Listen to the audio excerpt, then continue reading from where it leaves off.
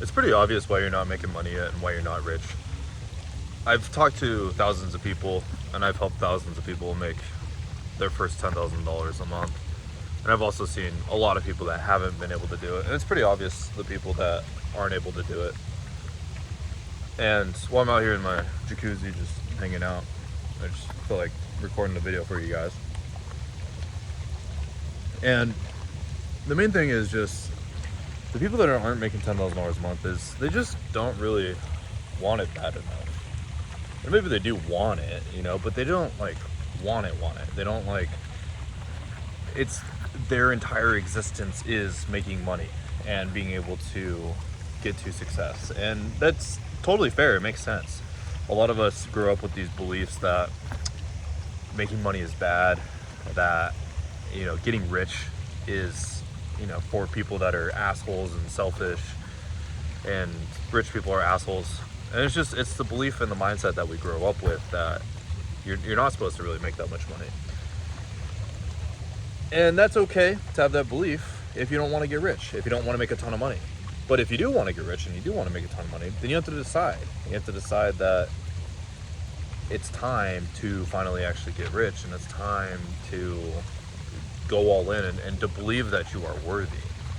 And to believe that, you know, this sounds kind of gay, I guess, worthy, but to believe that you are, you know, somebody that should actually be able to get rich and make a ton of money. And I for me, the longest time, it took me a long time to make my first $10,000 a month. I dropped out of college. I was going to school for computer science, and I made some money like flipping houses and real estate, but I decided to go all in on myself and getting rich. And I dropped out of college. And when I dropped out of college, I started trying to I started doing a YouTube channel, and I started trying to figure out how to do more real estate and how to flip more properties. And in that process, it took me a long time. I was like slamming my head against the desk, just trying to figure it out. I think I got to where I was making like $4,000 a month pretty consistently after, I think it was like 6 months or so of like consistently like full effort in on this, not in college. And I was making like $4,000 a month. It was enough to pay my life expenses. I was living out in Idaho. Rent was, I think, like $1,200 a month at the time. You know, probably if I were to go live there now, it'd be like $2,000 a month. So I was pretty lucky. You know, I think at the time when I got into it, like things weren't as expensive as they were today. But, you know, I wouldn't have lived with my parents. I probably would have gone and found roommates or just not lived in as nice of a place. Maybe got a little 1-bedroom apartment somewhere. And I just spent all day trying to figure out how to get rich. That was like my whole life goal. That's what I dedicated myself to in my life and my being towards. And I was going to do whatever it took to become rich and whatever it took to become wealthy, and to ultimately, at first, it was just make my first $10,000 a month. You know, it wasn't to think to buy necessarily extravagant things right away. You know, I had my dream cars. I had, you know, the lifestyle that I wanted to live in nice houses and be able to go travel the world. Like I wanted those things, but it was like first I just, you know, I wanted to unlock that. I wanted to unlock the ability to do whatever. So for me, I didn't have that much expenses at first, and then I essentially just started I don't know, there's like a switch that happened. There's like something inside of my being that just like realized that it was like a confidence thing. It was like, I deserve being able to be at this point. And I don't see a lot of that for all of you guys. I think some people, they haven't earned the right to, you know, make their first $10,000, $20,000, $30,000 a month, to make $100,000 a month. For me to make $100,000 a month, it was just, I had to become the person that was worthy of making $100,000 a month. You know, it's like the whole Charlie Munger quote. The world's not a crazy enough place to reward a bunch of undeserving people. And ultimately, most people, they just don't deserve to have what they want. They want the thing, but they want the six-pack, but they don't want to hit the gym. They just want to go get the surgery so they can have a six-pack. And so the question is like, are you wanting to get rich without becoming the person or doing the things or doing the activities or the repetitions to become rich? And so you need to get a six-pack. You need to get your business six-pack. You need to get your financial six-pack. What the financial six-pack comes from is just doing the work to become somebody, to to have the means to be able to get rich. For me now, it's pretty effortless to make money, or at least it's pretty effortless to make $100,000 a month. I could do not a whole lot and still do $100,000 a month at this point, because I have become, mentally or knowledge-wise leveraged and strong enough, let's say, mentally strong enough, or knowledge-wise, skill-wise strong enough to just easily be able to make $100,000 a month. And so now for me to make $1 million a month, it's a lot of effort, I guess. I have to not a lot of effort, but I have to become the person that is $1 million a month person. That's kind of what I'm trying to do right now. And then it's to become a $4 million a month person, a $100 million a month person, a $100 million person, mindset. And so for you, you're just trying to make your first $5,000, $10,000, $20,000, $30,000 a month. Right now, you got to put in the work. You got to do the things. I've worked for 6 years to get to this point, and it's pretty effortless for me to make money. And I used to look at the people that were in this position that I'm in now, and I used to be like, what the hell are they doing? Like, how are they doing it? It didn't even make sense. It didn't even register in my brain how that was all even possible. And what kind of changed that, what reshaped that thought or that belief or that understanding of it, was that they just did the work. I started to meet a lot of these people that were making a ton of money, and the difference of them was they just were doing the work extremely consistently, more consistently than I was, just for a much longer period.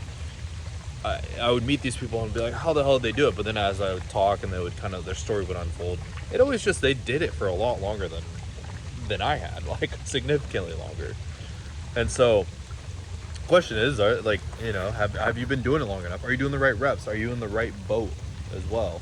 Are you doing the right things? There's enough business models out there, whether you do, Shopify or YouTube or, I don't know, Amazon or SMMA, or, you become like a growth consultant or whatever it is, the growth operator everyone's talking about these days, or a writer, a copywriter, or a influencer. You're doing TikTok, or you're doing TikTok shops or whatever, you're trading crypto or day trading stocks.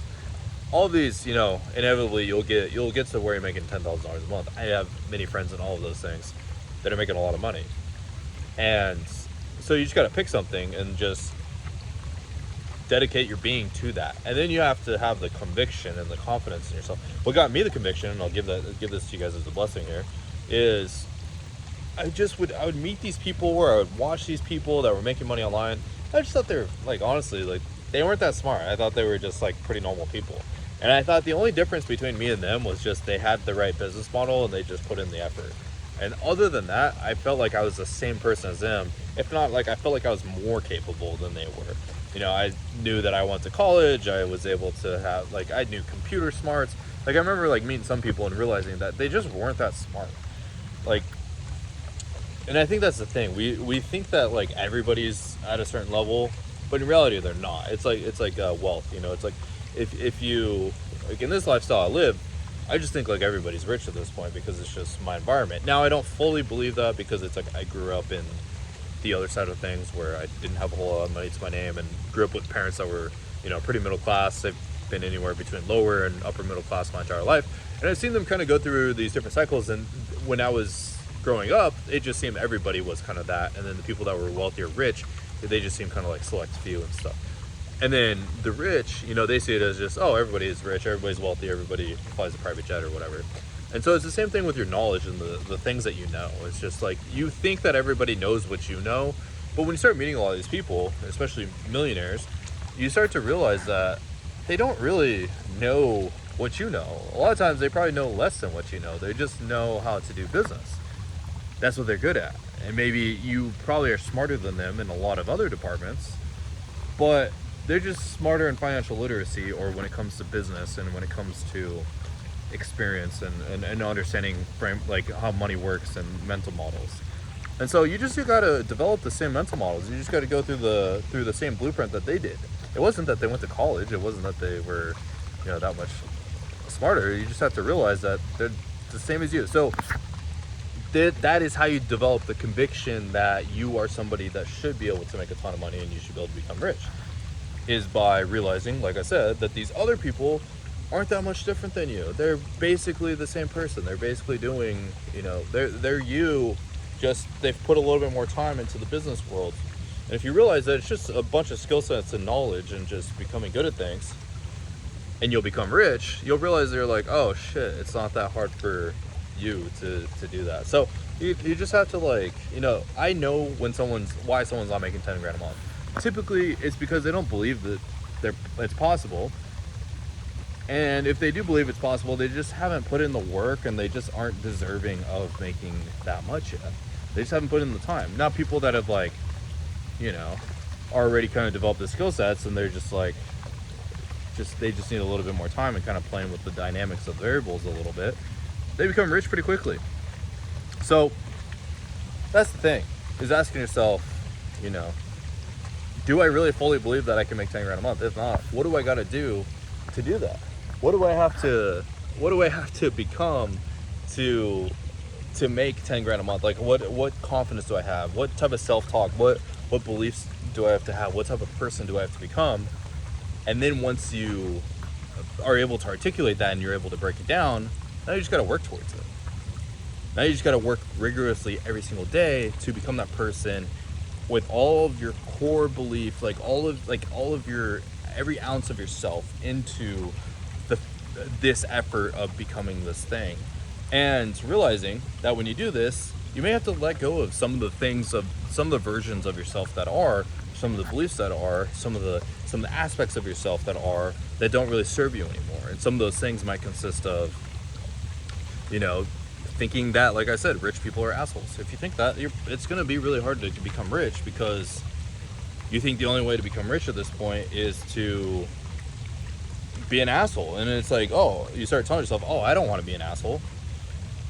So either you have to let that go, or just be okay with being an asshole. For me, that's what I had to do. I was always afraid of hurting people's feelings. I was always afraid of being a douchebag, because I was the byproduct of douchebags. I felt like I was the person that I felt like I was getting bullied, and I didn't like how I felt, and I didn't want other people to feel that way.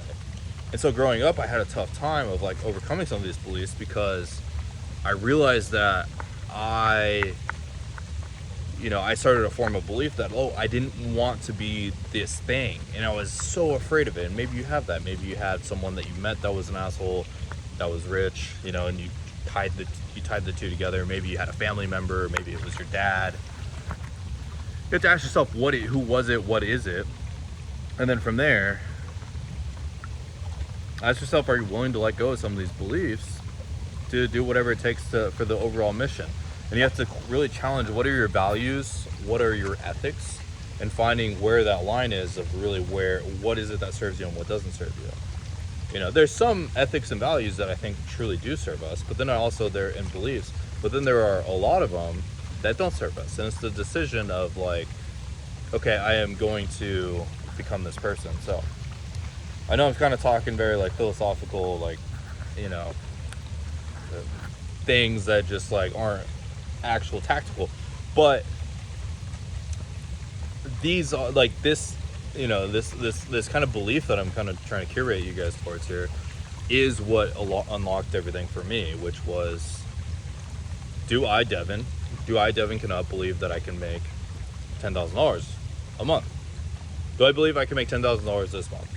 Yeah, I can. Okay, cool. Then it was, what's the math behind it? What do I got to do to make $10,000 in a month? On YouTube, it was, I had to get 2 million views a month. If I got 2 million views a month, then I was probably making 10 grand a month. Okay, so what do I got to do to make 2 million views a month? I had to find other people that were making 2 million views a month. And so it was I could break it down like that, and and then the other aspect of it was, I just went all in on this person. I went all in on, I'm going to do whatever it takes to get 2 million views a month, and do whatever it takes to become, that person that's making $10,000 a month. And I feel like a lot of you guys, you're not willing to do whatever it takes. You say you are. You buy the courses, you buy the programs, you hire the mentors, but you don't do the things. You don't take the actions as to what it would take to become this person. So that's the other question, is just are you willing to do whatever it takes? Are you willing to put in the work? Are you willing to take the steps? Are you willing to do the thing to become wealthy and to become rich and to make, you know, whatever it is, your first $10,000 a month. And then it's the same thing then it becomes like, it becomes steps. And maybe it's like $10,000 a month is, you know, a little bit distant. Maybe it's like you got to do your first dollar, you know, you got to make your first dollar online. And then it's like, okay, can I make my first $100? Can I make my first $1,000? Can I make my first $2,000-$3,000? Can I make my first $10,000? And it's just going through that kind of escalation process. And a lot of you guys maybe already have a job, you've already made some money, or you're already making money continuously every single month. And now it's just, you have to take that security and that comfort and sacrifice it and build something for yourself off, like on your own, and not away from somebody else and from something else.